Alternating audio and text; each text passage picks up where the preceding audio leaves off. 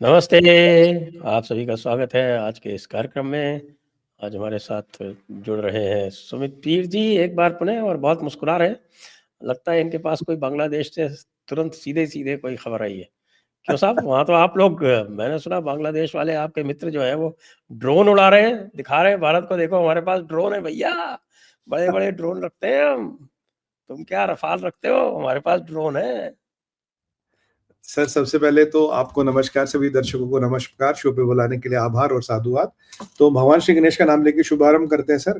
कहते हैं चींटी के पर निकल आना, और जब गीदड़ की मौत आती है तो वो शहर की तरफ भागता है। तो जब बांग्लादेशियों की मौत आती है तो भारत का बॉर्डर पार करके भारत में अंदर आके धमकी देते हैं हमें। अभी देखिए, ये आसाम में इन्होंने जो बॉर्डर पार किया है, ये स्पीड बोट में आए हैं, और जो हमारे यहाँ मंदिर बन रहा था हमारी साइड में, हमारे क्षेत्र में, हमारे आसाम के डिस्ट्रिक्ट में, कह रहे हैं कि तुम ये मंदिर नहीं बना सकते, जबकि इनको भले भांति पता है वो डिस्ट्रिक्ट भारत में है, वो मंदिर भारत का है। आसाम गवर्नमेंट ने 3 लाख सर, तो आप बेसिक चीज़ भूल जाते हैं। सारी ज़मीन अल्लाह की है। अरे हाँ हाँ हाँ, वो तो हम जैसे काफिरों ने उस पर निशान लगा दिए, वरना तो हाँ, अल्लाह, वो हम जैसे काफिरों ने निशान लगा दिए। तो ये जो 3 लाख रुपए आप एलोकेट आप हुए, अल्लाह की ज़मीन पे ये कुफ़्रगाह कैसे बना रहे हो? तो अब देखिए इनकी हिम्मत ये बढ़ गई है, स्पीड बोट में बैठ के आए हैं और फिर बीएसएफ ने इनको लताड़ा, इनके पेच वेच टाइट किए, ये भाग गए। ये पहली बार आए, और अगर उस डिस्ट्रिक्ट की हम बात करें सर, वहां पे तो हमारा 94 किलोमीटर का बॉर्डर है, 43 kilometre is on river, 4 kilometre ऐसा जिसका फेंस ही नहीं है। मतलब पहली बार ये भारत के अंदर आके भारत की डेवलपमेंट पे, भारत के बनते हुए मंदिर पे बांग्लादेश में धमकी दे रहा है। ड्रोन उड़ाने की वीडियो आपने देखे होंगे, ड्रोन उड़ा रहा है। और ये ड्रोन उड़ाने की कहानी शुरू होती है सर पीछे, ये क्या नाम है इसका, यूनिस यूनिस ने तो साफ साफ कह दिया कि पाकिस्तान से जो कंटेनर आ रहा है, कुछ खास तरह के कंटेनर, उनकी कोई चेकिंग नहीं होगी, उनका कोई कस्टम नहीं होगा, कस्टम से एग्जेम्प्टेड है वो, और उनको पहले एक बहुत सेफ एरिया में स्टोर किया जाता है जहां बांग्लादेश की आर्मी उसको प्रोटेक्ट करती है, और वहां से वो कहाँ जाते हैं। मुझे लगता है जो ड्रोन वोन इनके पास आ रहे हैं, ईरानी है या पाकिस्तानी है या चाइनीज ड्रोन है, जो भी इनके पास आ रहे हैं, वो उठा के हमें धमकी दे रहे हैं, हमें प्रोवोक करने की कोशिश कर रहे हैं। अब चिन्मय दास वाला जी का केस देख लीजिए, उनको बेचारों को वकील नहीं मिल रहा, अमेरिका को कहना पड़ा भाई everybody has a right to legal counsel. एक को मार दिया, दूसरा आईसीयू में है। तो ये कहीं ना कहीं भारत को प्रोवोक कर रहे हो, दे आर टेस्टिंग वाटर्स कि भारत कितना आगे तक जा सकता, कितना भारत इसका जवाब देगा, ये वो करने की पूरी पूरी कोशिश कर रहे हैं। और एक इंपॉर्टेंट चीज है सर बांग्लादेश के बारे में जो हमारे दर्शकों को पता होना चाहिए, 2-3 दिन पहले 2 इंपॉर्टेंट मीटिंग्स हुई है। एक मीटिंग हुई है इनके आर्मी चीफ की, पाकिस्तान के हाई कमिश्नर और डिफेंस अटैचे की, उसके कुछ डॉक्यूमेंट्स लीक हुए थे, कुछ मेन स्ट्रीम मीडिया ने भी कवर किया था। उसमें यह था कि ऐसा माना जाता है कि इसने पाकिस्तान से हथियार मांगे कि पाकिस्तान आप हथियार दो, हथियार देंगे हम जमातियों को, और जमातियों के माध्यम से हिंदुओं का या जो वहां जितने भी सेकुलरिस्ट टाइप लोग हैं उनका हम नरसंहार करेंगे और इस्लामिस्टों के सर पे डालेंगे। और अगर हथियार रहेंगे वहां पे तो किसी के लिए भी यूनिस को हटाना थोड़ा मुश्किल हो जाएगा। ये उनका पहला मौका है कि हिंदुओं को मारने के लिए हथियार लो, जमातियों का नाम लगा, और कुछ कंसाइनमेंट शायद आ भी गई है। परसों रात को इनका एम्बेसडर रात को खालिदा जिया से मिलता है। हाँ, पाकिस्तान ने तो कंफर्म कर दिया कि हमने वेपन सप्लाई किए। हाँ नहीं, मैं कह रहा हूँ एक तो सर वो पहला वाला ऑर्डर था जो उन्होंने 2.5 गुना ज्यादा दिया था इस साल। उसके अलावा हाल फिलहाल में इन्होंने कुछ आनन फानन ऑर्डर मंगाया है चुपचाप करके, जो जो मतलब दो अंडर द रैप्स आता और इस्लामिस्टों को बांटा जाता है। एक तो वो मसला है। दूसरा मसला इनके हाई कमिश्नर पाकिस्तान का 2 दिन पहले रात को 10:30-11 बजे करीब मिलता खालिदा जिया से, जिसको जेल से निकले शायद जुमा 8 दिन भी नहीं हुए, उसके रेजिडेंस पे जाके मिलता है। तो सवाल ये है संजय सर, पाकिस्तान के हाई कमिश्नर का खालिदा जिया से क्या मतलब, उसके पास ना सत्ता ना पावर, हो तो हफ्ता भर उसे जेल से निकले हुए हो गया। मतलब जमातियों की तो ओवरऑल हेड है वो, बट यहाँ देखिए पाकिस्तान कुछ डेंजरस गेम खेल रहा है बांग्लादेश में। और तीसरी बात, बांग्लादेशियों पाकिस्तानियों को खूब वीजा दिया जा रहा, जो पाकिस्तान से वीजा अप्लाई करा बांग्लादेश को उसे मिल रहा है। तो सवाल ये है, मेरा आरोप ये है कि क्या आप इस वीजा के माध्यम से हथियार आपने मंगा लिए, खालिदा जिया से आपने साठ गांठ कर ली, क्या आप इन जहादियों को मंगा रहे हो क्या बांग्लादेश कि जहादी अगर रहेंगे तो अगर कल को कोई यूनिस को हटाना चाहे वो हटा नहीं पाएगा, या जरूरत पड़ी तो अगर कोई आर्म कॉन्फ्लिक्ट होता, कहीं भी कुछ होता, तो ये जहादी भी काम आएंगे।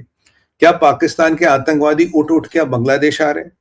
क्यों अब क्यों, क्या कारण है कि पाकिस्तान से आने वाली कुछ शिपमेंट्स पे कोई कस्टम, कोई चेकिंग नहीं है, कोई मतलब नहीं, जो कंटेनर आ रहा है आप उसको आने दे रहे हो, वीजा आप दे रहे हो, आपका ये आपके जो हाई कमिश्नर है और आपके डिफेंस हेड चीफ उनसे मिलते हैं, आर्मी चीफ से, और खालदारिया से मीटिंग हो रही है, वीजा आपने खोल दिया, और फिर आप ड्रोन उड़ा रहे हो, फिर हमारी टेरिटरी में आके हमें धमकी दे रहे हो।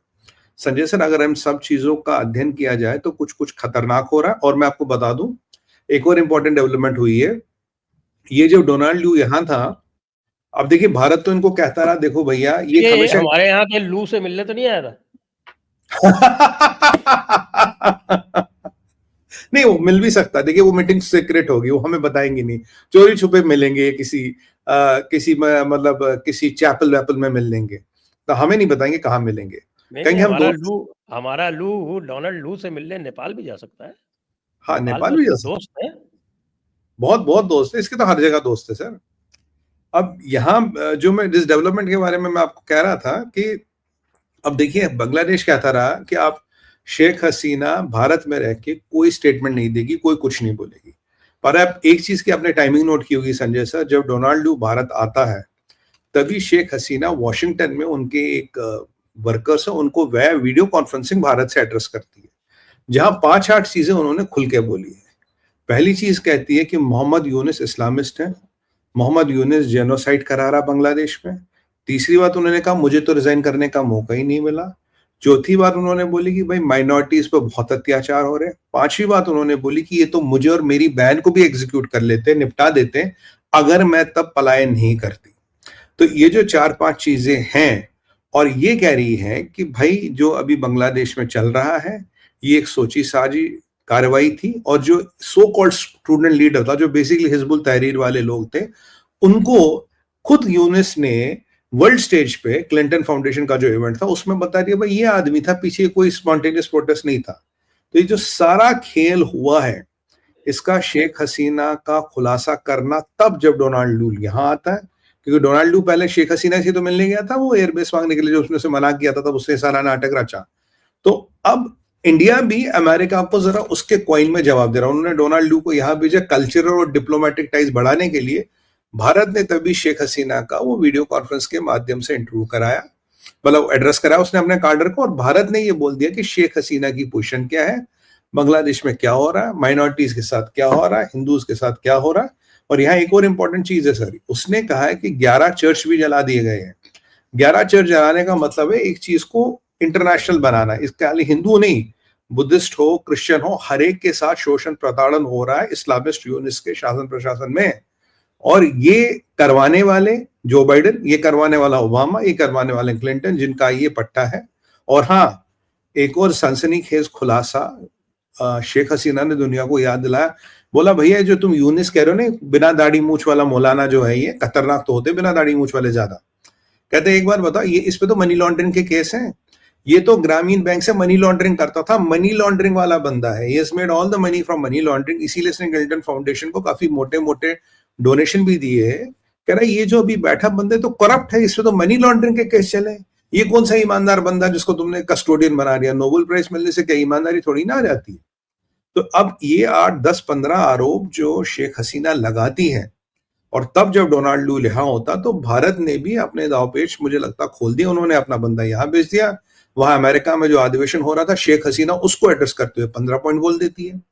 मतलब जो भारत अब तक कहता आ रहा, जो हमारा स्टैंड है, अब वो, मैं तो उनको अभी एग्जिस्टिंग प्राइम मिनिस्टर मानता हूँ बांग्लादेश की, existing prime minister of Bangladesh in exile in India, वो ये सारे क्या 5 और चीजें बताती है। तो जो भारत कह रहा था, जो भारत का स्टैंड था, जो भारत का एक्सपोजर था, वो तो बिल्कुल सही था। और अभी आप देखिए संबित पात्रा भाई ने अभी जो प्रेस कॉन्फ्रेंस की, उसने कहा भाई ये तो US state department deep state के साथ मिलके भारत को डिस्टेबलाइज करा। अब तो वो ऑफिशियल प्रवक्ता बीजेपी के एमपी भी है, तो अब उनका भी एक स्टेटमेंट आता है। तो ये जो यूएस को लगता था कि भारत को ये थोड़ा ऐसे थप्पड़ मारेंगे, ऐसे बिठाएंगे, ऐसे गिराएंगे, वो टाइम निकल गया। और भारत की भी अब सर धैर्य की सीमा भर चुकी है। और अब मिस्री साहब भी जा रहे हैं, शायद 9 तारीख को जा रहे हैं बांग्लादेश बात करने, 1-2 दिन में वो भी बांग्लादेश जाएंगे बात करने। तो मतलब मुझे लगता है ये तो लास्ट स्टेप है। अगर ये नहीं मानेंगे फिर तो हिंदू देश का जो हमारा सपना है कि बांग्लादेश में हिंदू देश, वो तो बन के ही रहेगा। और अगर इनको लगता है कि ये जो इन्होंने चिन्मयदास जी के साथ किया और जो हिंदुओं के साथ कर रहे हैं, भारत उसको देखता रहेगा और इनकी इतनी औकात बढ़ गई कि हमारी टेरिटरी में आके हमें धमकी देंगे। सर अगर हम इनको लिबरेट करा सकते हैं तो अपने हिस्से का हिस्सा भी फिर लिबरेट कर सकते हैं। ये इनको बिल्कुल क्लियर समझना चाहिए। हमारी आर्मी में इनसे 1000 गुना ज्यादा क्षमता है, इनकी औकात कुछ नहीं है। पाकिस्तान की गोली और पाकिस्तान का बारूद काम नहीं आएगा, कुछ जहादी भी बुला लो वो भी काम नहीं आएंगे। क्यों? क्योंकि पुश कम्स टू शव, भारत को पता अपना हिस्सा कैसे निकालना, अपने हिंदू भाइयों का इंटरेस्ट कैसे प्रोटेक्ट करना है, वो इनको बिल्कुल क्लियर समझ आना चाहिए। और ये हमारे पास माइनस काइनेटिक एक्शन कोई विकल्प ही नहीं छोड़ रहे, क्योंकि उन्होंने हमारी शराफत का नाजायज फायदा उठाया। सर डिप्लोमेटिक विकल्प खत्म हो चुके, इकोनॉमिक ब्लॉकेट इनके यहाँ काम नहीं कर रहा। और जो मुल्ला मौलाना वाले कंट्रीज आप तो जानते हैं संजय सर, जितने लोग गरीब होते उतना मुल्ला मौलानाओं की ज्यादा चलती है। इकोनॉमिक ब्लॉकेट तो वहां काम करेगा ना जहाँ कोई इकोनॉमी बची होगी, जहां तरक्की करनी है, जहां तरक्की करनी हो। मैंने बचा क्या यहाँ पे, इन्होंने सब तो बर्बाद कर दिया। अरे दुनिया खत्म करनी है तो दुनिया खत्म करने के लिए तो इकोनॉमी पहले खत्म करनी पड़ेगी ना। तभी तो मुल्ला राज आएगा, मुल्लाओं की राज तभी तो आएगा जब इकोनॉमी बोल रहे साहब बताएंगे क्या करना है। तो ये बांग्लादेश की कहानी है। और जो मेरे को जो सबसे इंपॉर्टेंट एस्पेक्ट है सर, जो जयपुर डायलॉग के माध्यम से मैं हाईलाइट करना चाहूंगा, कि अगर इनका टाई अप पाकिस्तान से हुआ है, इनके आर्मी चीफ का हथियार मंगा के अगर जमातियों को दिए जा रहे हैं, और अगर कल को कोई बड़ा नरसंहार होता है तो उसकी जिम्मेदारी कौन लेगा। और कल को ये मत बताए कोई यार इस्लामिस्ट ने किया, जिहादियों ने किया, हमें तो नहीं पता जी कौन थे, हमें तो ये नहीं पता इनका संबंध किसके साथ है। आज हम वैलिड एडवांस ये बता रहे हैं, अगर कल को ऐसा कुछ होगा तो उसकी जिम्मेदारी पूरी बांग्लादेश और पूरी पाकिस्तान की होगी। आसिम मुनीर और इनका जो आर्मी चीफ है, they will be स्क्वायरली responsible for this. ये दुनिया को और सबको समझना चाहिए, और भारत इसको भली भांति जान चुका है। क्योंकि अब बांग्लादेश आप देखिए एंटी इंडिया एक्टिविटी का अड्डा बन गया है। मेरे को बड़ा दुख हुआ संजय सर ये देख के, हमारा फ्लैग, इजराइल का फ्लैग और कहीं कहीं जगह मैंने देखा अमेरिका का फ्लैग डोरमैट बना दिया, उसमें बच्चे आ रहे हैं जा रहे हैं, स्कूलों के दरवाजे पे उन्होंने बिछा दिया। एहसान फरामोशी की हद होती है, जिस थाली में खाते हैं उसी में छेद करते हैं, उसी में। एहसान फरामोशी की हद नहीं है। तो इससे बात यह है कि 1971 में भी यहाँ पर रजाकार थे जी, जो कि पाकिस्तान से अलग नहीं होना चाहते थे। कुछ लोग जी, तो उसकी संख्या जो है अनुमान करते हैं कि 25 से 30% तक थी। जी, अब ये बिल्कुल जो सही 25 से 30% वाले हैं वो पावर में आ गए, इतना सा हुआ है। और चूंकि इनको डीप स्टेट का अमेरिका का प्रश्रय था तो ये पावर में आ गए। अब डीप स्टेट अमेरिका का प्रश्रय नहीं रहेगा तब क्या करेंगे, क्योंकि अवामी लीग वाले भी बहुत पावरफुल हैं इस टाइम। वो चुपचाप बैठे हुए हैं, वो देख रहे हैं समय और समय की धार। और ये लोग जो हैं वो इंटरनेशनल इश्यू हर जगह बनाना चाहते हैं। भारत को भी ये जानबूझ के प्रवोक कर रहे हैं कि भारत इन पर बिल्कुल। हमला करे। इनको ये समझ में नहीं आ रहा कि अगर भारत ने हमला किया तो क्या होगा। तो जैसे होते हैं ना कि बच्चे वो किसी को प्रवोक करते हैं, जैसे हाथी को ही प्रवोक करते हैं कि हाँ साहब जी, और हाथी जो है वह एक उनके सूंड से पकड़ के एक मिनट पटक देता है तो समझ में आता है कि अरे यार हमने किससे पंगा ले लिया। किससे तो पंगा अभी तो लिया इनके ये हालत है। ये ये। बिल्कुल जो है वो आप जानते हैं इनकी कितनी बुद्धि होती है। आजकल हाँ, जिस तरह के लोग आते हैं, आप देखा होगा कि बंगाली से बांग्लादेश से जिस तरह के लोग आके टीवी चैनल पे बैठते हैं, जरा आप देखिए उनको, ऐसा लगता है जी सीधे कसाई खाने से उठ के चले आ रहे हैं। सर ये आपने बिल्कुल सही कहा कि ये मेरा भी मत है कि ये भारत को प्रवोक कर रहे हैं। और ये जो इनके बॉर्डर गार्ड्स का घुसना या कुछ भी जो हरकतें ड्रोन वोन दिखाना है, ये हमें प्रवोक करना है। क्योंकि इन्हें लगता है कि भाई, और मेरे को जो चीज लग रही है, इन्हें लगता है कि यार जब डोनाल्ड ट्रंप आएगा तो दुकान बंद हो जाएगी यूनिस की। पूरी पूरी संभावना है, जो मुझे लगता है भारत ने भी कहीं ना कहीं डायरेक्टली इनडायरेक्टली यूएस को कन्वे कराया। हम चाहते हैं कि शेख हसीना वापस आए। शेख हसीना को एक्टिवेट कर दिया गया, अब वो पॉलिटिकल बयान देने लगी। और आपने देखा होगा शेख हसीना ट्विटर पे भी आ गई है, उनका ट्विटर हैंडल भी अब एक्टिव था, पहले नहीं था, उनका ट्विटर हैंडल भी अब एक्टिव हो गया है। तो कहीं ना कहीं जो बांग्लादेश में हो रहा है वो हम भी दुनिया को बता रहे हैं। क्योंकि पहले तो हम चाह रहे थे चलो कोई नहीं, हम आपके साथ कॉपरेट करेंगे, कोई बात नहीं, बट इन्होंने जो ये हदें तोड़ दी तो अब हमारे पास विकल्प और नहीं रहा। बट जो चिंता का विषय दो ही है केवल, एक ये हिंदू नरसंहार वाली जो बात हो रही जमातियों के माध्यम से, और अगर ये पाकिस्तान से असला और जहादियों को मंगा के बांग्लादेश में सेटल कर रहे हैं फॉर अ बिगर प्लान। और सर अगर आप ग्रेटर बांग्लादेश प्रोजेक्ट देखें जिसका वो सौमित्रो खान थे ना, बीजेपी के एमपी, उन्होंने पार्लियामेंट में भी उस पर बात की थी। भाई जो मालदा, मुर्शिदाबाद वगैरह, इसको ये मिला के ग्रेटर बांग्लादेश का इनका प्लान है। क्योंकि मालदा मुर्शिदाबाद में अगर आप देखेंगे, जब ये बांग्लादेश बना था ना 71 में, सर, जो लोग वहां गए थे यहाँ से भाग के, वो तो पाकिस्तान गए थे, उनके लिए तो बांग्लादेश था ही नहीं ना, वो तो पाकिस्तान छोड़ के गए थे यहाँ से। अब जब बांग्लादेश बना तो उनकी इच्छा नहीं थी बांग्लादेश बनने की, वो तो पाकिस्तान छोड़ के वहां गए थे। अब जो बांग्लादेश बना, उन्हें भी एक इंटरनल खुंदक है, जो आपने पॉइंट सही रेज किया, उन्हें भी एक इंटरनल खुंदक है भारत से। तब से, भारत से पहले खुंदक ये हिंदू, भाई हम यहाँ आ गए पाकिस्तान, फिर हिंदुओं ने इसको, पाकिस्तान को हटा के बना दिया बांग्लादेश।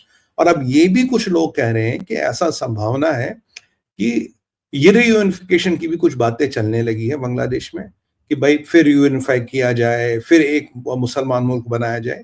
ऐसी भी रीयूनिफिकेशन की बातें चल रही हैं। तो ये चीज भी एक चीज, मतलब चिंता का विषय तो है कि अगर ऐसी चीजें जो बात की जा रही कि रीयूनिफिकेशन हो, ये हो, वो हो, क्योंकि आपने सही कहा, जो 30% लोग पावर में आ गए, ये वही लोग हैं जो पाकिस्तान गए थे भारत छोड़ के, भारत से जो छोड़ के गए थे पाकिस्तान, बट फंस गए बांग्लादेश में। तो ये देख रहे एक सुनहरा मौका है कि क्या वापस ईस्ट पाकिस्तान, वेस्ट पाकिस्तान बन सकता है, क्या फिर ये पाकिस्तान खड़ा हो सकता है। तो मतलब बांग्लादेश में अगर आप देखेंगे, मुझे लगता है भारत में जो मिश्री जी जाएंगे, वो ये भारत की एक रेड लाइन कन्वे करेंगे, भाई इसके आगे हमारी धैर्य की सीमा खत्म होगी। अब मैं खुद आया हूं, तुम्हें बता रहा हूं, तुम्हें समझा रहा हूं, इसके आगे मैं नहीं आऊंगा, इसके आगे फिर जो करना होगा मिलिट्री को करना होगा, भारत की सेना करेगी। और मुझे एक चीज समझ नहीं आई, इनको अब तक समझ नहीं है कि इनकी सरजमीन पे 93,000 पाकिस्तानियों ने सरेंडर किया था। इनकी पाकिस्तान की फौज की पैंट उतार दी थी हमने। इनकी फौज तो कहीं खड़ी नहीं होती, मतलब ये तो, मतलब तुम्हारे तो यार जूते कपड़े भी नहीं बराबर है, तुम कहां से क्या लड़ने की बातें सोच रहे हो। हाँ, औरतों और बच्चों पे तुम जुल्म जरूर कर सकते हो, अपना गाजी और गजनी वाला जलवा औरतों और निहत्ते बच्चों को जरूर दिखा सकते हो। पर जब भारत की सेना से अगर कभी इनका मुकाबला हुआ, मैं 100% श्योर हूं सर, ये हथियार और बेसे छोड़ छोड़ के भाग जाएंगे। मतलब इनकी बस की नहीं, इनकी औकात नहीं है हमसे लड़ना। पर वही है कि इस्लामिस्ट एजेंडा वहां चल रहा है, जमाती, हिजबुल तहरीर, ये सारे जितने संगठन है, anti India activity, anti Hindu activity, क्योंकि पाकिस्तान, चाइना और ईरान का इन्फ्लुएंस वहां आ चुका। आपको याद होगा सर, लास्ट एपिसोड में हमने डिस्कस किया था, वन ऑफ द एपिसोड्स, कि आने वाले टाइम में है अमेरिका का इन्फ्लुएंस हटेगा, पाकिस्तान, चाइना, ईरान का इन्फ्लुएंस यहाँ आएगा, मिडल ईस्टर्न टेरर के यहाँ मॉड्यूल्स खुल जाएंगे। आप देखिए वो धीरे धीरे वो चीज खोती खोलती नजर आ रही है। और पूरा इसका इस्लामाइजेशन, पूरा इसका वहाबाइजेशन, और पूरा इसका सिस्टम ये बनेगा कि एंटी हिंदू, एंटी भारत, क्या मतलब एंटी काफिर, हिंदू तो खैर काफिर, जो भी एंटी काफिर इनको सेटअप बनाना। लोग फिर गरीब होंगे, इनकी बर्थ रेट तो कंट्रोल हो गई थी, बर्थ रेट फिर इनकी बढ़ेगी, फिर एक एक के 15-15 बच्चे होंगे, वही झुग्गियों में रहेंगे, मुफलिसी होगी, आज इसने उसको मार दिया, इसने उसको मार दिया। टिपिकल जो इस्लामिक वर्ल्ड में टर्मोइल हमेशा चलता है, वो चलता रहेगा, और ऐसी जिंदगी कटती रहेगी। फिर फ्रैक्शंस बनेंगे, वो आपस में लड़ेंगे, अफगानिस्तान की तरह, सीरिया में देखिए, कहीं भी देखिए, अंदर की तो फैक्शंस एक दूसरे से लड़ती हैं। तो वही यहाँ भी होना। तो जो इन्होंने शेख हसीना के अंडर तरक्की की थी, मुझे लगता है यूनिस ने बहुत शानदार काम किया है। 5-6 महीने में सारी तरक्की को पूरा कर दिया। He has reduced everything back to square one. और अगर ये चलता रहा तो ये बिल्कुल एक हमारे लिए समस्या तो बनेगी, क्योंकि यहाँ जो टेरर आएगा संजय सर, वो मिडिल ईस्टर्न टेरर आएगा। पाकिस्तान में तो आपका होम ग्रोन पंजाबी टेरर है, पंजाबी मुस्लिम टेरर है, लश्कर ए तोयबा, जैश ए मोहम्मद, ये हिजबुल विजबुल वाले तो कश्मीरी है। पर यहाँ का टेरर होगा आपका middle eastern terror, ISIS Khurasan, Muslim brotherhood, ये जितने ऐसे अलकायदा, जो इतने ऐसे खतरनाक संगठन है, उनके उनके मॉडल पे बनाया और डेवलप किया हुआ टेरर होगा। तो हमें ये थोड़ा चिंता का विषय तो है। तो और हमारा बॉर्डर भी थोड़ा पोरस तो है ही बांग्लादेश के साथ। तो बट मुझे लगता है कि भारत के पास भी विकल्प सारे खुले हैं। बट आज एक और समाचार आया है जी, बांग्लादेश का जो बिगेस्ट टेक्सटाइल इंडस्ट्रियल पार्क है, Beximco, it is called Beximco, जी, it has been shut down and 170 top textile factories have been closed। और वो सारे ऑर्डर जो हैं वो भारत के पास आ रहे हैं, लेकिन भारत से जिन लोगों ने यार्न सप्लाई किया था उनके पेमेंट्स रुक गए। सर आज से 3-4 साल पहले की बात थी, जो इनकी फ्लैगशिप इंडस्ट्री है, जो इनको $35 बिलियन देती थी, वो था गारमेंट एक्सपोर्ट। मेनली यूएस जाता था, जिसके साथ इसका काफी बिलियंस में ट्रेड सरप्लस था, और चाइना के साथ इनका ट्रेड डेफिसिट है, जबकि चाइना कहता है कि कोई भी तुम्हारे किसी भी इंपोर्ट पे मैं टैक्स नहीं लगाऊंगा। बट सवाल क्या है, तब 98% रॉ मटेरियल जो जाता था इसके लिए, वो भारत से जाता था। पर लास्ट 2-3 सालों में इन्होंने थोड़ी उसकी ज्योग्राफिकल अटेंडेंसी बना ली थी, क्योंकि जब उग्रो के चक्कर में अमेरिका ने चाइना से कॉटन लेना बंद कर दिया, तो वो कॉटन कुछ यहाँ आने लगा, कुछ इन्होंने इजिप्ट इजिप्ट से जुगाड़ कर लिया था, कुछ इन्होंने इधर उधर से जुगाड़ कर लिया था। अब ये करीब 33-34 या 35% तक अब भी हम पे डिपेंडेंट थे। धीरे धीरे आप जैसे ही, अगर आप 35% किसी भी इंडस्ट्री का नलका भी बंद करो, 98% पे तो आप जब मर्जी चाहे बंद कर सकते थे, अगर 33-40% पे भी बंद करो सर, वो इंडस्ट्री कहाँ से चलेगी? अगर आपको 35-40% का रॉ मटेरियल ही नहीं मिलेगा, तो वो इंडस्ट्री कहाँ से चलेगी? और अगर इंडस्ट्री वहां से उठेगी तो सीधा सीधा भारत आएगी। ये तो मैं कई बार कह चुका हूँ टीवी पे, कि हम इनको ये $35 बिलियन फोकट में क्यों दे रहे हैं? हम अपने यहाँ गाँव में, कस्बों में, ये देखिए सारी कॉटेज इंडस्ट्री मोस्टली, हम अपने गांव में, कस्बों में ये सब कर सकते हैं। But out of goodwill Bharat कह रहा चलो यार तुम खाओ कमाओ, कोई बात नहीं, जिंदा रहो। पर वही है कि अगर ऐसे एजेंडा चलाओगे, तो ये जो तुम्हारी फ्लैगशिप इंडस्ट्री जिसपे तुम्हारा देश चलता था, वो तो यहाँ आएगी, और बहुत जल्द तुम कर्जे में डूबोगे, और बहुत जल्द जब कर्जों में डूबोगे, तो फिर वही हाल होगा जो बाकी देशों का हो रहा है। और चाइना की, सॉरी टू से, चाइना के गुलाम या चाइना की रखेल बन के रहना पड़ेगा। यही होगा फिर अल्टीमेटली, और तो कुछ होगा नहीं, क्योंकि डोनाल्ड ट्रंप तुम पे पैसे लगा नहीं रहा, बचेगा शी जिनपिंग पैसे लगाएगा, तो उसकी कीमत तो बहुत होती है उसके पैसे की। अगर तुम्हारी आने वाली नस्लें उसको चुकाना चाहती है तो चुका लो भैया। हाँ, बट हिंदू देश बन के रहेगा। हिंदू बांग्लादेश से खाली हाथ नहीं आएगा, कि किसी के बाप का बांग्लादेश नहीं है। अगर हिंदू निकलेगा, ऐसे नहीं हाथ मलता हुआ निकलेगा, तो अपने हिस्से की जमीन, अपने हिस्से के रिसोर्स लेके निकलेगा। तुम्हारा देश बटेगा, और उसमें हिंदू रहेगा, हिंदू का जीवन सुरक्षित होगा, क्योंकि हिंदू अब खाली हाथ नहीं निकलेगा। ये कोई प्रेसिडेंट सेट नहीं करना कि हिंदू खाली हाथ निकल रहा जी। किसी के बाप का नहीं है सर बांग्लादेश, कि अगर तुम मुसलमान हो तो तुम्हारे बाप का बांग्लादेश हो गया, और हम हिंदू है हमें कुछ नहीं मिलेगा। ये गलत धारणा है। इसको हमें, इसमें इसमें भारत को एक बहुत बड़ा रोल निभाना पड़ेगा, और इसको ठीक करना पड़ेगा। That is my take on it. अच्छा, तो फिर आपके जो मित्र हैं पुराने, डोनाल्ड लू साहब, वो जी। नेपाल, श्रीलंका, भारत यहाँ क्या करने आए? अपना सामान समेटने आए? सर वो कहते हैं ना कि जब दिया बुझने वाला हो, तो उससे पहले उसकी लो बढ़ जाती है ना, ज्यादा फ्लेम उड़ जाती है। तो डोनाल्ड ल्यू वही है, कि देखिए अब इसने रिजीम चेंज करी थी बांग्लादेश में, इसके हाथ से बांग्लादेश में बात निकल गई, और बात पहुंची है चाइना के पास। इसने, अब ये यहाँ आया है, मुझे लगता है ये थोड़ा रिकंसिलेशन करने आया है, कि देखो जी मैं ऐसा है, हम सब ठीक करेंगे, we are working on it. कहता हम तो रिलेशन सुधारने आए हैं, कल्चरल एक्सचेंज करने आए हैं, डेमोक्रेसी को बढ़ावा देने आए हैं। सवाल ये है कि ये अब आए कि जी हम तो जा रहे हैं साहब, will try our best to mend the relations and all. But कहानी ये है कि ये भारत के हितैषी नहीं है, ये भारत का कोई हित डेमोक्रेट कर ही नहीं सकते। बस अब ये थोड़ा, वो कहते हैं ना, लीपापोती करने आया है, कि नहीं जी हम बहुत ठीक करेंगे, will fix the things, will put the things in order, जो टिपिकल अमेरिकन स्लैंग होता है, ये वही करने आता। अगर इसकी औकात होती तो बांग्लादेश जाता ना, बांग्लादेश जा नहीं रहा, क्योंकि बांग्लादेश में अब लिटरली चाइना कंट्रोल में, अमेरिका के पास कोई गेम नहीं है। बाकी नेपाल ये इसलिए जा रहा है कि नेपाल में आप देखेंगे BRI साइन कर दिया है, BRI का फ्रेमवर्क एग्रीमेंट नेपाल ने साइन कर दिया, उस पर बात करेंगे, उसमें पेज क्या क्या है।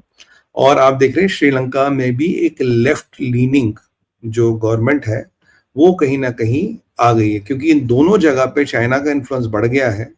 और before they become a fiasco like Bangladesh, हो सकता है एक लास्ट डिच अटेम्प्ट मार रहा हूँ, क्योंकि इनके इनके करे कराए सारे कार्यक्रम में इन्होंने ये फियास्कोस बनवाए थे, और अब उनको ये करने आए हैं। बाकी भारत से ये कोई अपेक्षा ना रखे, भारत को अपना काम करना आता है, भारत के रिलेशन बड़े अच्छे रहने वाले ट्रम्प से। वैसे भी भाई तेरे पास 30-40 दिन की नौकरी है, तो काहे को परेशान हो रहा है? तो अपना हॉलीडे वर्ल्ड प्लान कर, अपना सामान वामान उठाओ ऑफिस से। 30-40 दिन की नौकरी में डोनाल्डो डिप्लोमेसी नहीं होती। भारत जैसे लोग के साथ when you 40 days in office, nobody is stupid here to talk business with you. कौन तुमसे बात करेगा? हाँ, तुम्हें पर्यटन करने आता, अक्षरधाम घूमने आना है, आओ, तुम्हें सरकारी गाड़ी भी मिलेंगे, अक्षरधाम घुमा देंगे पूरा, अगर देखना है बिरला मंदिर भी दिखा देंगे, और खाओ पियो और घर जाओ। ये डोसा वोसा खिला देंगे, घर भेज देंगे। नहीं, हम तुमको लू से भी मिला देंगे, लू टू लू। लू टू लू मीटिंग भी हो जाएगी, लू टू नहीं लू वो मीटिंग। हाँ, अब अब ये मीटिंग कहाँ कराएगा सर? लूटोलू। हाँ नहीं, पार्लियामेंट एनेक्सी में करा देंगे। हाँ, थोड़ा दूसरे वाले की कहीं फोटो वोटो छप जाएगी। वो 2 दिन पहले तो, कुछ दिन पहले तो सो रहे थे ना पार्लियामेंट में, वो तो निंद्रा अवस्था में थे पार्लियामेंट में, तो थोड़ा पब्लिसिटी उन्हें ये पॉजिटिव मिल सब जाएगी। क्या है, ये वो एक संस्कृत में है, कहावत है पुरानी, वो कहते हैं कि साहब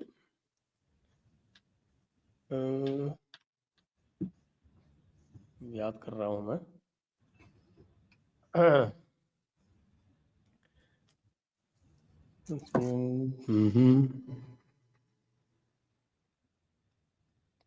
उसका कहने का अर्थ यह है कि भैया जिसके पास पावर होती है ना जी, वो सारे गुण उसी में होते हैं।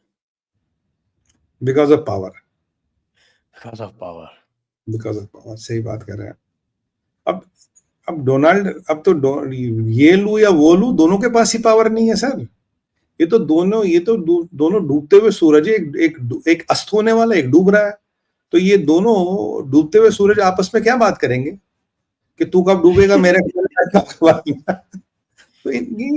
पहले मैं, मुझे अरे लू जरा 1 मिनट रुक, मैं लू होके आता हूँ। दूसरा कहता है नहीं नहीं नहीं, लू मुझे पहले, अरे लू मैं पहले जाऊंगा लू। तो मतलब ये दोनों एक उनके जहाँ पे ड्राइंग रूम में मीटिंग हो रही होगी, वहां का जो लू है उसको लेके ही दोनों लू में झगड़ा हो गया। लू को लेके लू में झगड़ा। और ऐसा ना हो, अगर गर्मियों में आता तो हम कहते हैं यहाँ लू लग गई, आपके राजस्थान भेजते हैं, ऊँट पे एक दिन घुमाते, वैसे काम हो जाता। हाँ, वो कहावत है, सर्वे गुणा कांचनमाश्रयन्ति। जी तो उसको मैंने थोड़ा सा चेंज कर दिया। जी, सर्वे गुणा कांचनमाश्रयन्ति को मैंने कह दिया है कि सर्वे गुणा पावर आश्रयन्ति, कि सारे गुण जो है वो पावर में होते हैं आजकल। जिसके पास पावर उसी के पास गुण। अब पावरलेस लू is like lump of shit. It's like Waterloo. It's like Waterloo. तो ये मुझे समझ नहीं आ रहा, ये ऑनेस्टली सर, ये करने क्या है? who is even going to meet you and waste time with you? और तुम विक्टोरियन न्यूलैंड के इशारों पे अब भी चलोगे? वो तो कोई फ्रीडम डेमोक्रेसी काउंसिल को चला रही है, तो उसके इशारों पे चलोगे? मुझे लगता है इन गोरों को ना अब भी गोरे होने का गलत फहमी होगी। They still think they can call the shots in the world and they can dominate the world. पर इनकी ये जो है ना, ये इनका भ्रम भी टूटना चाहिए। और बाकी नेपाल में आप जानते हैं कि नेपाल पे बात करें सर थोड़ी? ना बिल्कुल बिल्कुल, क्यों नहीं। तो नेपाल में सर जो इम्पोर्टेंट है हमारे दर्शकों के लिए, नेपाल में हमारे शर्मा जी जब आते हैं तब वो तुरंत जो है वो चरणों में बिछ जाते हैं। उसके बाद उनको किक मार के बाहर कर दिया जाता है। अभी भी सुन रहे हैं कि जो उनका जो नेपाली कांग्रेस है वो उनको वार्निंग दे रही है कि ठीक से रहो, नहीं तो हम अपनी सपोर्ट वापस ले लेंगे। तो ये शर्मा जी का तो यही होता है।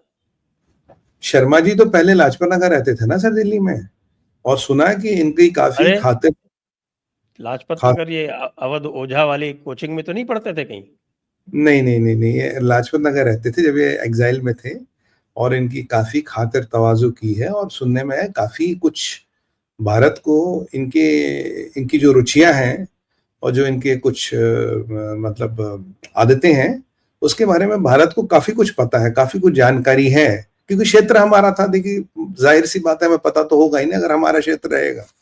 तो यहाँ पे जो दर्शकों को बता रहे, इन्होंने जाके सबसे पहले इन्होंने एक प्रोटोकॉल वायलेट किया। जो नेपाल का प्रधानमंत्री बनता है वो सबसे पहले भारत आता था, ये उठ के चला गया चाइना, और चाइना के पैरों में लेट गया। दूसरी बात, इसने बोला चाइना और नेपाल की दोस्ती अब हिमालय से ऊंची। अब हिमालय से ऊंची में 2 कंपटीटर आ गए, पहले पाकिस्तान था, अब नेपाल भी आ गया। तीसरी बार इसने शी जिनपिंग को आज की दुनिया का बहुत बड़ा लीडर बोला, विजनरी लीडर बोला। तीसरी बात।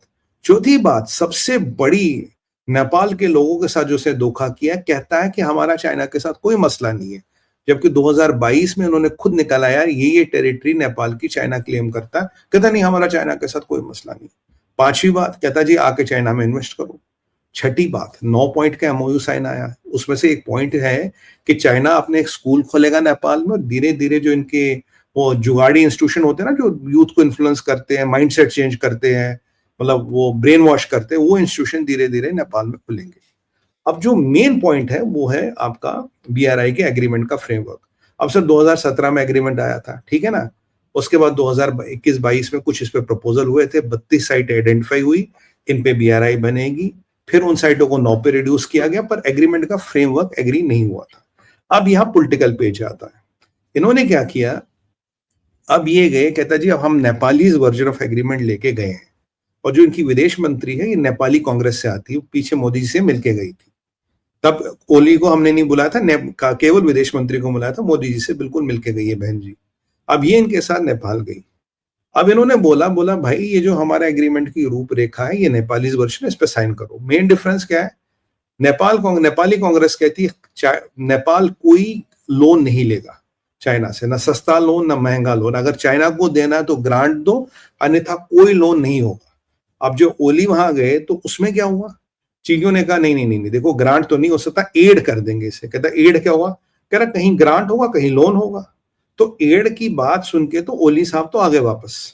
पर यहां सुनने में आया है कि नेपाली कांग्रेस अड़ी पड़ी है, भाई यहाँ केवल ग्रांट होगा, एड वेड की कोई बात नहीं, हम न 1% लोन नहीं लेंगे क्योंकि हमें चाइना के डेट ट्रैप से डर लगता है। और अगर ये गतिरोध बना रहा, आप जानते हैं सर, पहले प्रचंड था, फिर ओली आया, फिर कोई और आ जाएगा, यहाँ तो हर 6 महीने 8 महीने में सरकारें बदलती है। मुझे लगता है चाइना का वो सपना भी धरा का धरा रह जाएगा। और मैं दर्शकों को बता दूं, अगर आप चाइना नेपाल में इन्वेस्टमेंट की बात करें, हमारा इन्वेस्टमेंट चाइना से 3 गुना ज्यादा है। अभी नेपाल का 65-70% ट्रेड भारत से होता है। तो ऐसा नहीं कि चाइना ने वहां बाजी मार दी, भी फ्रेमवर्क पे एग्रीमेंट हुआ है, अभी एग्रीमेंट क्रियान्वित नहीं हुआ। 2017 से लेकर अब तक एग्रीमेंट में कुछ हुआ नहीं, भी एक पत्ता नहीं हिला। अगर एग्रीमेंट फिर साइन होगा, फिर इसमें साइटें आइडेंटिफाई होगी, फिर कितने में एड होगा, कौन सा लोन होगा, या कितना ग्रांट देगा। पर सवाल यह है, अगर चाइना ने ग्रांट दिया सर, तो चाइना का गेम प्लान ही खराब ना। चाइना का गेम प्लान है डेट ट्रैप करना और उस जमीन पे कब्जा करना, उस जमीन पे हक जमाना। अगर उन्होंने ग्रांट दिया वो तो काम होगा ही नहीं। तो अब देखिए नेपाली कांग्रेस क्या करती है, गतिरोध कितना बढ़ता है, यहाँ चीजें कितनी बढ़ती है, देखने का विषय है। मतलब थोड़ा मैं बोलूंगा कि एक हल्का सा एडवांटेज अभी चाइना के साइड में है, बट अगेन जो पलड़ा है भारत का भारी है। क्या भारत नेपाली कांग्रेस के साथ मिलके वो गेम प्लान कर देगा कि कोहली की कुर्सी हिल जाएगी और उसे चाइना जाने की सजा मिलेगी? और अगर एक दो बार फिर ऐसा हुआ तो मुझे नहीं लगता फिर चाइना भी नेपाल में ज्यादा इंटरेस्टेड होगा। बट ओली जी की तबीयत कुछ ज्यादा खराब चल रही, मुझे लगता है चीनी बुखार इन्हें कुछ ज्यादा चढ़ गया है, और इनका कम्युनिज्म हिंदुत्व से भी ऊपर है, भारत से भी ऊपर है। और ये चाइना में जाके अष्टांग प्राम कराए थे, ये बहुत खराब बात है। मैं मानूंगा this a very wrong thing which mister KP Sharma Oli did. इनको ऐसा नहीं करना चाहिए था, बट आपने ऐसा किया तो इसके रिपरकशन भी आएंगे शर्मा जी। और देखिए प्रभु की क्या इच्छा, कल कौन सी चीजें निकल आए बाहर, क्या क्या चीजें बाहर आ जाए। वैसे भी एक चाइनीज एम्बेसडर, बहुत सुंदर एम्बेसडर वहां घूमा करती थी, ऐसा मानते हैं कि कुछ था उनका, वो टैक्सियों में घूमती थी। मतलब नेपाल के काफी पॉलिटिशियन उनके जेब में रखे थे। अब ये चाइना अपनी फीमेल एम्बेसडर्स नेपाल क्यों भेजता है, और वो वहां के पॉलिटिशियनों को जेब में क्यों रखती है, ऐसा कौन सा माया जाल वो फेंकती है? तो ऐसी कई सारी चीजें संजय सर जिनका वक्त आने पे खुलासा हो सकता है।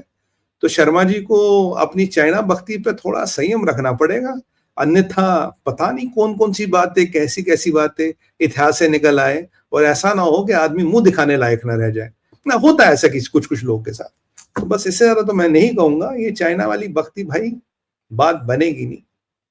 तो ये है सर BRI का अपडेट नेपाल से। अभी भी नेपाल में पॉलिटिकल फियास्को हो गया।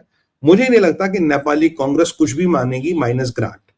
एड वेड का तो प्रश्न ही नहीं है sir. Aid, what is aid? बोलोगे ये 4 प्रोजेक्ट्स में एड है, बाकी 10 प्रोजेक्ट्स में लोन ले लो। और लोन में चाइना का लोन कोई वापस दे नहीं पाता, ये भी एक सीधी सी बात है। लोगों ने देख लिया चाइना के लोन से क्या होता है, श्रीलंका में आपने हाल देख लिया। बट देखते हैं कि नेपाल में क्या होता है। I think still we have a edge, it's not we don't have a edge. ये तो नेपाल की बात रही। और नेपाल अब में एक दूसरे एडवांटेज है ना, बिकॉज नेपाल की जो जनसंख्या है वो हिंदू है, तो करेक्ट इसलिए जो पीपल टू पीपल जो सिविलाइजेशनल कनेक्ट है उसका जी, तो ये ना तो कोई ओली कुछ कर सकता है ना कोई चाइना कर सकता है। बिल्कुल सही कहा आपने, बिल्कुल असली सही कहा आपने। प्रॉब्लम तो हमारे वहाँ है जहाँ पर जो, जैसा कि बाबा बाबा जी ने कहा, महाराज जी ने, कि भैया ये जो डीएनए है, इन घटनाओं का डीएनए अलग है भाई। इस्लाम का डीएनए जो है वो बायोलॉजिकल डीएनए से बिल्कुल अलग, एक नया ही किस्म का एक आइडियोलॉजिकल डीएनए है।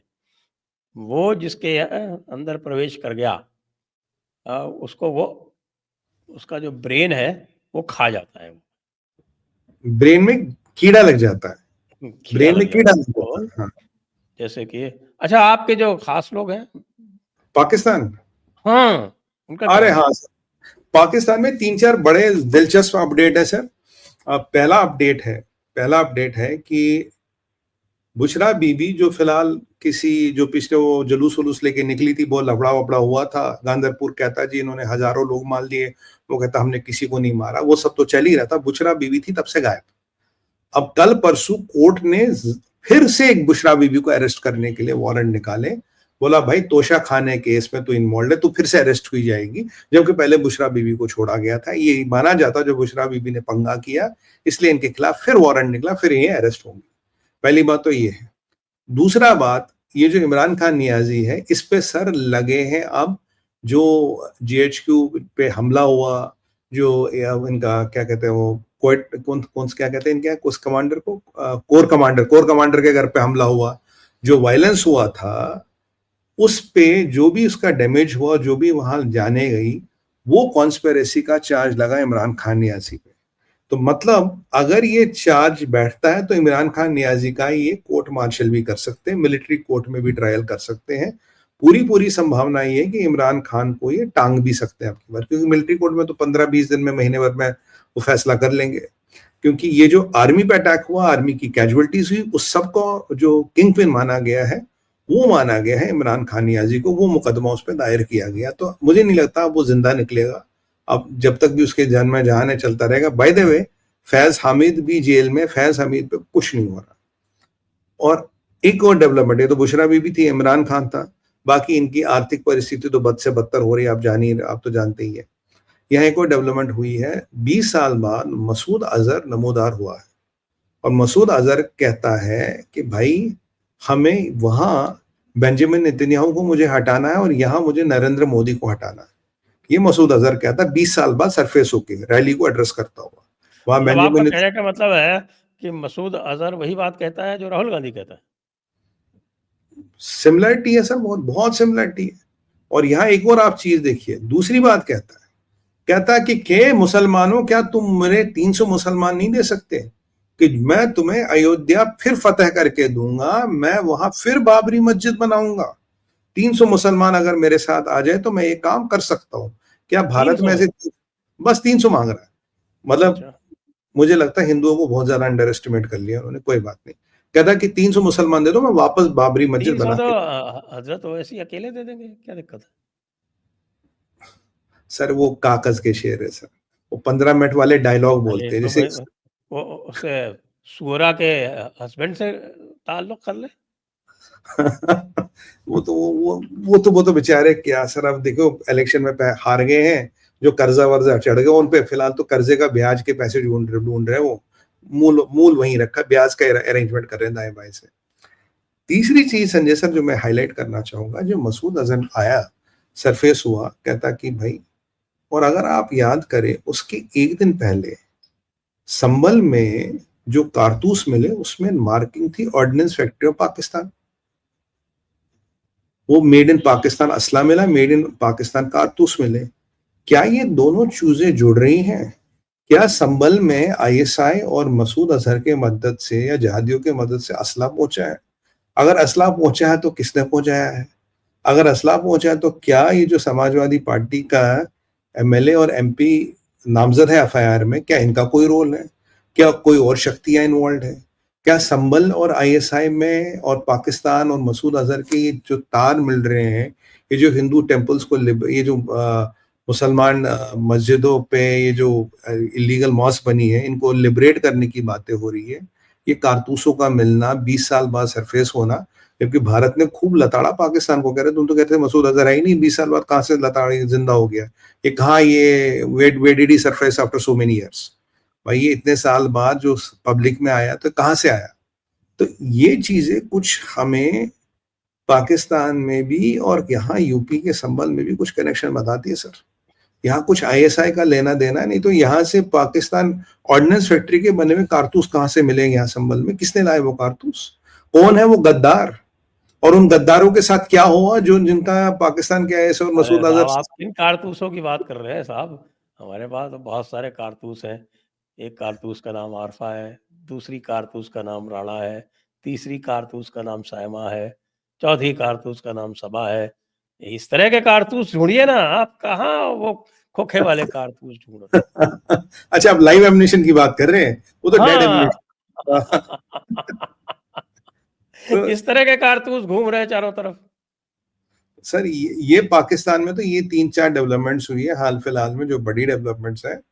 भारत ने उनको लताड़ा वटाड़ा। पर मेरा ये मानना है संजय सर, देखिए, ये मुझे लगता था कि बालाकोट में ये मसूद अजहर मर गया है, लगता बच गया था।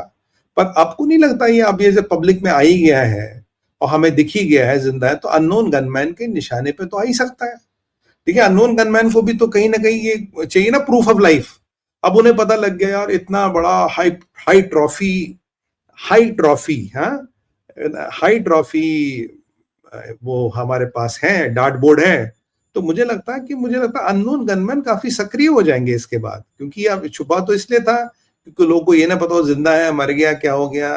पर अगर ये जिंदा है और ये पब्लिक चीजों को अपील, पब्लिक में व्हाट यू कॉल, सभाओं को संबोधित कर रहा है, तो मुझे लगता है ये खबर अननोन गनमैन तक भी पहुंच गई होगी। अब देखिए प्रभु की क्या इच्छा, कौन कब तक जिए कौन कब तक मरे, क्या पता, कुछ भी हो सकता।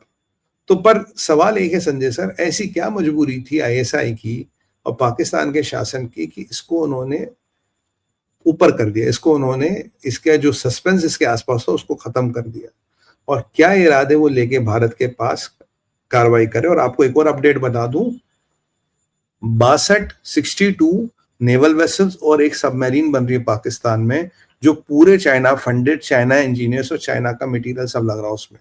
तो जो पाकिस्तान में 62 शिप्स और एक सबमरीन बन रही है, उस कंट्री में जिसके पास दवाई खाने के पैसे नहीं, जिसके पास जहर खाने के पैसे नहीं, तो आप मान लीजिए चाइना एक अलार्मिंग रेट पे पाकिस्तान का असला बारूद और ये जो नेवल एसेट्स है उसको बढ़ा रहा है।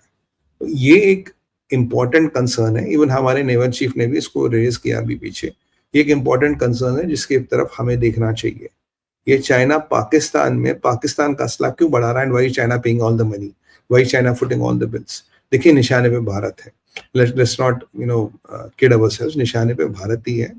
तो ये एक थोड़ा विषय है जिसपे हमें थोड़ा सोचना पड़ेगा, और मुझे लगता है हमारे शासन प्रशासन की नजर तो है ही, बट ये चाइना भी काफी एक्टिविटियां करने लगा है अब पाकिस्तान में, बांग्लादेश में, और नीचे आपका मालदीव्स में, श्रीलंका में हमन टोटा आधा पोर्ट इनके पास है, एक टर्मिनल इनके पास है, वहां क्या आता क्या जाता हमें नहीं पता। और मैं एक और इंपॉर्टेंट चीज हाईलाइट कर लूं, पोखरा में एयरपोर्ट जो है नेपाल में, उसमें 200 मिलियन डॉलर लगे शायद। भारत ने इनको लाख बोला कि ये एयरपोर्ट चाइना को मत दो, नेपालियों ने चाइना को दिया, और उस शेयर एयरपोर्ट पे अब लिटरली चाइना कौवे का बोलते, कब्जा। कौवे भी बोलते हैं उसके ऊपर। नहीं, मतलब चालू तो हो गया सर। अब हमें जो डर है कल को मिलिट्री चालू यूज के तो लिए हो यूज गया, करेगा। लेकिन उसमें कोई जाता नहीं है। पोखरा का जो एयरपोर्ट है, उसका पूरा का पूरा, उसका जो वायबिलिटी थी वो इंडियन टूरिस्ट पे निर्भर थी। भारत ने कहा कि भैया चाइना के बनाए हुए किसी भी एयरपोर्ट पे हमारी फ्लाइट्स नहीं जाएंगी। बहुत बढ़िया कल किया, वो बात, बहुत बढ़िया, बहुत बढ़िया सर। पर इसीलिए तो एक, उसमें कौवे बोल रहे हैं, इसीलिए तो वो नॉन वायबल हो गया। तो इस तो कुछ दिनों में गिद्ध भी बोलेंगे, फिर तो गिद्ध भी घूमेंगे ना, आप जानते हैं गिद्ध क्यों घूमेंगे फिर। पर मुझे एक चीज है उसमें, देखिए मिलिट्री यूज के लिए उसको यूज ना किया जाए, एक वो विषय है। दूसरा एक यहाँ एक चीज एक अच्छी हुई थी, पीछे एक पेरू में अरे एयरपोर्ट आपको बनाया। एक चीज तो पता ही नहीं है, जी। बांग्लादेश जो है वो 12 किलोमीटर दूर बॉर्डर से एक एयरबेस बनाने जा रहा है। हाँ, हाँ, किस उस लिए? पे वो उस पे वो 70 JF-17 रखेगा। JF-17 वो उड़ता भी है? हाँ। जंग फाइटर अंडर 18 कहते हो उसको, जंग फाइटर अंडर 18 कहते हो, मतलब बच्चा अंडर 18। वो तो फ्लाइंग कॉफिन्स है सर। 3 देशों ने लिए थे, तीनों ने डिस्कार्ड कर दिए। अच्छा, मुझे लगता है दुनिया भर जो कचरा वचरा बचा हुआ बांग्लादेशियों को बेच रहे हैं। यहाँ एक एक और बात मैं आपको बता दूं संजय लेकिन वो सर, खरीदेंगे किस चीज से, ये अभी तक नहीं बताया उन्होंने। वो तो सर अब कबाड़ का माल तो वैसे उठा लिया होगा ना उन्होंने, सोचा चलो खड़ा कर देते हैं, मतलब नहीं ये नहीं, वो वाली ये बात। स्टेटमेंट आया है, स्टेटमेंट आया है खाली। वो कह रहे कि तो ये एयरबेस चाइना बनाएगा अब देखिए, और यहाँ मैं और आपको एक 12 और, किलोमीटर दूर बनाएगा, जो कि इंडियन आर्टिलरी की रेंज में है। कोई और चीज कोई भेजने की जरूरत ही नहीं। मुझे लगता है, मैं कह रहा हूँ, जब गीदड़ की मौत आती है वो शहर की तरफ भागता है, तो लगता है जब इनके बुरा टाइम आ रहा है भारत के बॉर्डर की तरफ भाग रहे हैं, एक इनके वही जगह है वाला लाल मुनीर हाट, रंगपुर जिले में, कह रहे हैं कि वहां हम जी, एयरबेस बनाएंगे। बड़ा जबरदस्त वो कह प्लान रहे है। हैं साहब गजवा हिंद करेंगे। मैं गजवा हिंद जो है पाकिस्तान तो कर नहीं पाया, तो तुम कहाँ से कर बांग्लादेश लोगे? वाले करेंगे, बांग्लादेश वाले करेंगे। सर देखिए, ये हसरत लेके तो कई नस्लें आई और कई नस्लें फौत हो गई। उन कब्रिस्तानों से पूछिए, इस गजवाए हिंद का सपना लेके कितने कब्र में पड़े हैं। मतलब अगर आप गिनने बैठेंगे तो शायद कंप्यूटर की मेमोरी भी खत्म हो जाए, पर वो दिन ना कभी आया था ना कभी आएगा। बट हाँ, ये हसरत जिंदा जरूर रहेगी और ता कयामत रहेगी, और कयामत तब तक नहीं आएगी जब तक यहूद रहेंगे। तो ये फिर ये ना, ये they are caught in perpetuity, से कहते हैं ना, कॉट इन परपेचुइटी, गोल गोल गोल गोल घूम रहे, सर्क्यूलर है। बट एक मैं यहाँ पॉइंट हाईलाइट करना चाहूंगा संजय सर, अभी पेरू में चाइना ने एक एयरपोर्ट, एक शिप डॉक बनाया, तो बड़ा उसका इनॉग्रेशन में ट्रंप ने बड़ा अच्छा काम किया। कह रहा जो उस माल, जो उस पोर्ट से माल यूएस आएगा, कोई भी माल, 271% ड्यूटी। मुझे लगता है भारत को एक क्लू लेना चाहिए, जो भी चाइना के बनाए हुए इंफ्रास्ट्रक्चर से यहाँ आएगा, 250% ड्यूटी उस पर। किसी का भी माल हो, चाइना ने बनाया ना, तो वहां से इंपोर्ट करोगे 250% ड्यूटी। ट्रम्प ने लगा दी 271% ड्यूटी। तो हमें यहाँ से एक we should take this clue and use this same formula को, 200-250% ड्यूटी बनवाओ बेटा चाइना से माल। देखिए तुम्हारे पापा का क्या क्या बनवाते, जो आपने पोखरा के एयरपोर्ट बोला ना, बिल्कुल वैसे ही हो, तो हमने बाइकआउट कर दिया। अगर पोर्ट वोर्ट बना रहे तो ठीक है बेटा, माल बेच रहा है, 250% ड्यूटी। अमेरिका लगा रहा है 271, हम लगाएंगे 250, 251, क्योंकि हम 271 वाला नंबर हमारे लिए अच्छा नहीं होता, 251 नंबर हमारे लिए शुभ होता है, फिर 301 पे जाएंगे। तो 251% ड्यूटी दो, लाओ माल। तो ऐसे क्या होगा, जो चाइना इंफ्रास्ट्रक्चर कर करके लोग को फंसा रहा और वर्ल्ड में अपना वर्चस्व जमाना चाहता, वहां खुद ही अनवाइबल हो जाएंगे। ये मुझे ट्रम्प का जो आइडिया था ना श्री संजय सर, ये मुझे बड़ा अच्छा लगा। 271% ड्यूटी, मैं वाह, गजब, ट्रम्प भी चल रहा जबरदस्त। तो ये बांग्लादेश वाले भी, इनका भी दिमाग खराब हो गया सर आजकल। और मुझे तो हम 786% ड्यूटी लगाएंगे। हाँ, एग्री, 786 ही लगाएंगे ना, एक कम ना एक ज्यादा। 786 हम लगाएंगे बिल्कुल, लाओ। तो पर ये चिन्मय दास जी का विषय था, थोड़ा वो हो रहा है एक कि और विचार। डेवलपमेंट है, वो ये है कि मायावती ने बड़ा जबरदस्त स्टेटमेंट दिया है। भाई जो हिंदू के साथ जो क्राइम्स हो रहे हैं और जो अत्याचार हो रहे हैं बांग्लादेश में, वो अधिकतर लोग दलित हैं हाँ, और वो कमजोर कमजोर तबके के लोग हैं। और फिर उन्होंने अटैक किया कांग्रेस पे कि कांग्रेस पार्टी जो है ये चुप बैठी हुई है और कुछ भी नहीं बोल रही है, क्योंकि इसको केवल मुस्लिम वोट चाहिए और कोई वोट नहीं चाहिए। अब और जब ये मोदी कह जी, रहे हैं कि साहब कि इन लोगों को जो है वो भारत लाया जाए, क्योंकि वहाँ पर विक्टिम्स बन रहे हैं। ये आज मायावती ने अभी अभी थोड़ी देर पहले ये स्टेटमेंट दिया है। नहीं, मैं तो उनसे सहमत हूँ सर। ये सारे बेचारे दलित भाई हैं जिनका शोषण उत्पीड़न हो रहा है, भारत नहीं लाया जाएगा इनको। इनके लिए अलग देश हम काटेंगे और अलग देश लिबरेट करेंगे और इनको वहां बसाएंगे। बेचारे सर, जमीन उनकी है, किसी के बाप का थोड़ी है बांग्लादेश। ये थोड़ी बेचारा हिंदू जो है वो खाली हाथ आएगा। क्यों, हिंदू की जमीन नहीं है क्या वो? ये कौन सा हमने नया रूल बना रहे हैं जहां मुसलमानों की आबादी ज्यादा हो जाए, हिंदू का वहां से पलायन हो और खाली हाथ जाएगा? ये तो बहुत गलत बात है। हम एक हिंदू देश बनाएंगे और उनको देंगे और वो भारत के संरक्षण में रहेगा। यूनियन टेरिटरी मान लीजिए, जो भी मान लीजिए, जैसे भी वो अरेंजमेंट होगा, वो मान लीजिए भूटान वाला अरेंजमेंट भी हो सकता है। बट हिंदू को तो उसका दाल रोटी चाहिए ना सर। ये थोड़ी ना तुम हमारा सब कुछ खा जाओगे। ये जो वहाँ, अब देखिए, यूनाइटेड स्टेट्स ने भी पीछे कहा यार, हर एक को एटलीस्ट उसके ये लीगल राइट्स तो मिलने चाहिए। शेख हसीना ने भी कहा, अपने जो एड्रेस किया उसने अपने पार्टी वर्कर्स को वीडियो कॉन्फ्रेंस से यूएस में, कि भाई इनको कम से कम बेसिक ह्यूमन राइट्स तो मिले। वहां तो किसी के हुकूक ही नहीं है आजकल, nobody has even basic rights. आप आदमी को वकील नहीं दे पा रहे हो, इससे बड़ी ऑटोक्रेसी दुनिया में क्या? हमने तो कसाब को भी वकील दिया था, हमने ये टाइगर मेमन को वकील दिया था, हमने वो कहा था वो अफजल गुरु, उसको भी वकील दिया था। तो मतलब वहां बांग्लादेश की सरकार एक वकील नहीं दे पा रही हिंदू प्रीस्ट को। तो ये अराजकता की हद है। ये आप भारत को प्रवोक कर रहे हो, हमें भी समझ आ रहा है आप क्या कर रहे हो, बट हम आपके माया जाल में फंसने वाले नहीं है। पर हमें जब हथौड़ा मारना होगा मारेंगे, पहले भी मारा अब भी मारेंगे। और अगर तुम्हें लगता कि तुम भारत से तेज हो और तुम भारत को चकमा दे दोगे, भाई वो इतना दिमाग तुम में अभी नहीं आया सर। इसलिए मैं हमेशा कहता हूँ जो बिना दाढ़ी मूछ वाला मुल्ला होता है ज्यादा खतरनाक होता है। इस यूनिस को देखिए, कोई दाढ़ी नहीं है, कोई मूछ नहीं, पर इतना खतरनाक आदमी है ये, इतना बड़ा जेनोसाइड इसने करवा तो दिया। जिन्ना के कौन सी दाढ़ी मूछ थी? जिन्ना के आप आसिम मुनीर को देख लो कौन सी दाढ़ी मूछ है, पाकिस्तान के पॉलिटिशियनों को देख लो कौन सी दाढ़ी मूछ है। हमारे यहाँ ना एक गलत कॉन्सेप्शन है, दाढ़ी मूछ वाला ही खतरनाक होता है। मैं भाई बिना दाढ़ी मूछ वाला ज्यादा खतरनाक होता है, मेरा एक्सपीरियंस ये कहता है। हाँ देखो, क्योंकि जियाउल हक देखिए आप, ये क्या नाम था इसका जो मर गया, इनका आर्मी चीफ जो प्रेसिडेंट था, नाम ध्यान नहीं आ रहा सर, जो पाकिस्तान क्या था वो जो कमांडो था, अरे मुशर्रफ। बेनजीर के कौन सी दाढ़ी मूछ थी? अब बिल्लो के तो बाल भी नहीं है।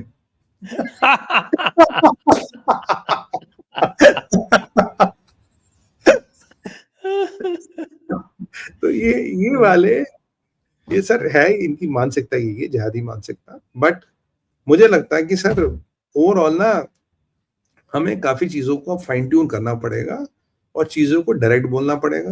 देखिए महाराष्ट्र में डायरेक्ट बोला, नतीजा आपके सामने, फिर घुमा फिरा के बोलते, फिर दाएं बाएं की बात करते, फिर वही होता।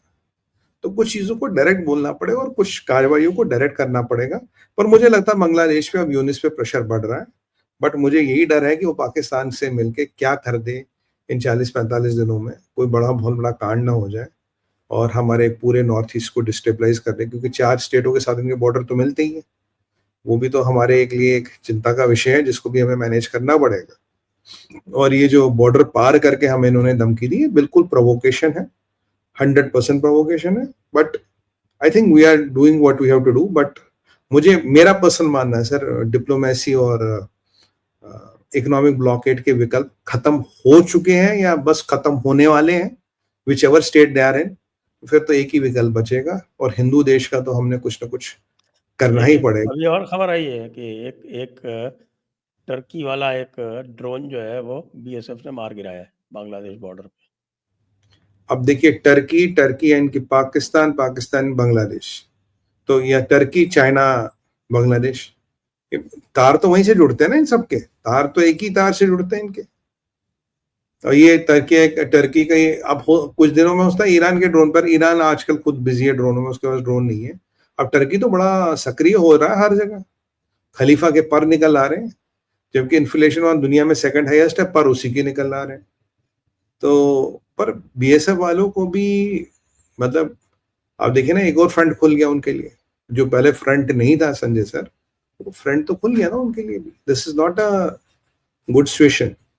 ड्रोन्स वोन्स का आना, ऐसा नहीं हम जवाब नहीं दे सकते, हम जवाब दे सकते हैं, उनसे अच्छा दे सकते हैं, बट ये प्रवोक तो हमें कॉन्स्टेंटली कर रहे हैं। That is what is worrying us. अब हमारी धैर्य की सीमा कब तक है, कहां तक है, देखना पड़ेगा। बट प्रोवोकेशन बांग्लादेश से पूरा पूरा आ रहा है, इसमें कोई डाउट नहीं है।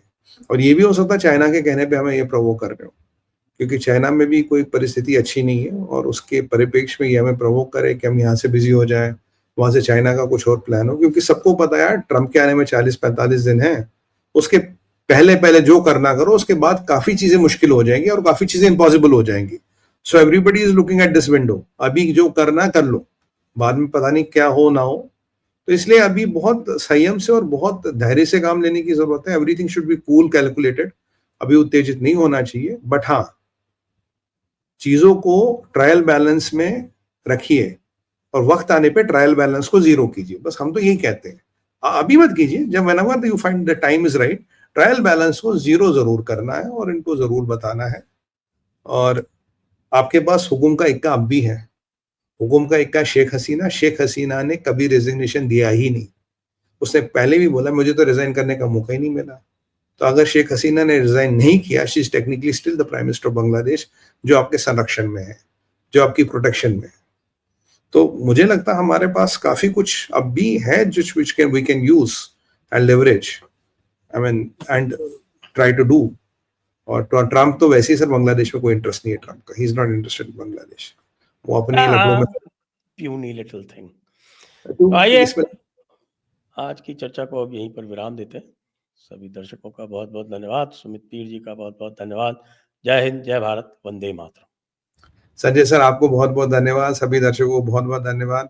भारत माता की जय, वंदे मातरम और हर हर हर हर महादेव।